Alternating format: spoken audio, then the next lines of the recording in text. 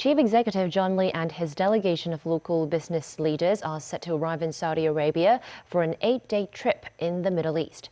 The CE noted the Emirates and Saudi Arabia have bold plans and visions in terms of finance and technology and hopes to strengthen ties between the SAR and Middle East.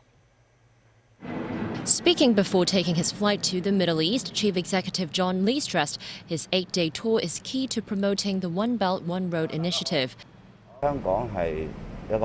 He's confident this trip can bring a lot of opportunities to the city, as Hong Kong and Saudi Arabia are both successful risk and asset management centers. And the Saudi community is also looking forward to welcoming guests from Hong Kong.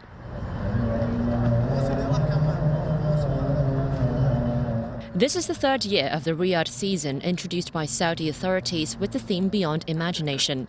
More than a dozen zones were set up this year to offer a variety of experiences from around the world, including Chinese culture. Saudi, as the first stop of John Lee's trip to the Middle East, was once known as one of the most repressive countries in the world until it began to make some changes in recent years. In 2019, the country rolled out electronic visas, opening doors to tourists from almost 50 countries and regions, including Hong Kong. In the past, gender roles were highly restrictive in Saudi Arabian culture. These days, women can drive on their own and move around freely in the city. Head coverings for female tourists have also become optional for female tourists. After Mohammed bin Salman took over the leadership of Saudi Arabia in 2017, he launched a series of measures that aims to boost tourism and the economy. The Saudi Crown Prince also aims to have 100 million visitors per year starting 2030 and make the country's tourism occupy 15% of its GDP.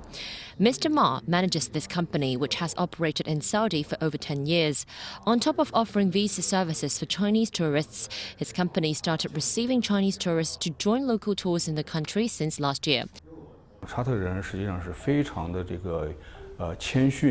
He stressed people in the country are actually humble and friendly, adding Chinese tourists should come over themselves to learn more about Saudi culture.